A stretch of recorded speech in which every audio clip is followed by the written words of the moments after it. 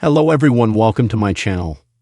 Australia wrapped up their T20 series in the West Indies with another clinical victory on Monday, and both sides can look forward to next year's ICC Men's T20 World Cup with plenty of optimism.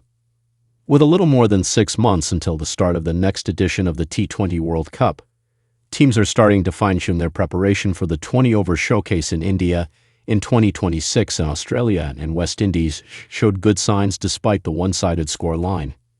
We take a look at 5 talking points to arise from Australia's series triumph over the West Indies and what it could mean for the sides at next year's T20 World Cup. Backup quicks ready to step up for Australia, while Pat Cummins, Mitchell Starc and Josh Hazlewood remain the first-choice pace trio for Australia in the shortest format. There is plenty of depth waiting in the wings and eager for their chance. Left armour Ben Dwarshuis has collected 3 wickets in the series final against the West Indies to finish with a joint team-high 8 scalps for the series, while fellow seamers Nathan Ellis, Zane Abbott, Aaron Hardy, and Xavier Bartlett showed enough across the 5 matches to prove they can step up to the plate at the T20 World Cup if required.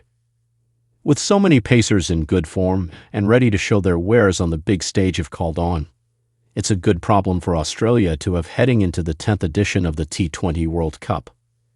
Zampa, a modern-day marvel with so much unpredictability in the shortest format. It is perhaps Adam Zampa's consistency and ability to perform well in every match that sets him aside from many of his peers.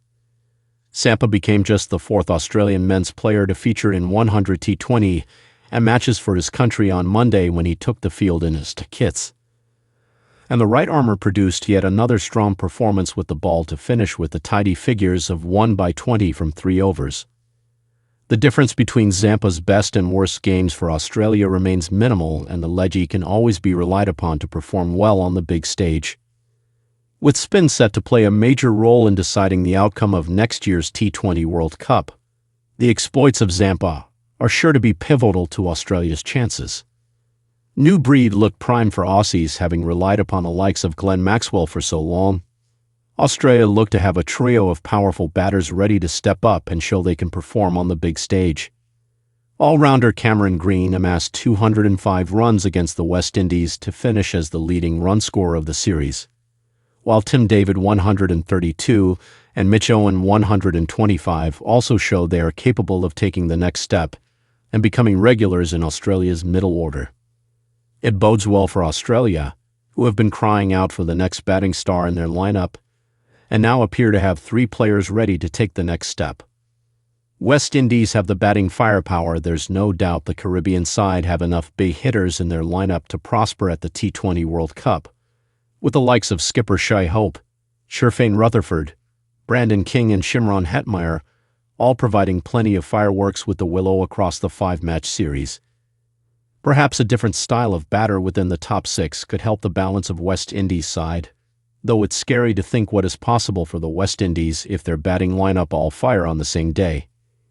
It's crucial for the West Indies that Hope continues to lead from the front, and he probably remains the most important batter within their top 6 ahead of the T20 World Cup.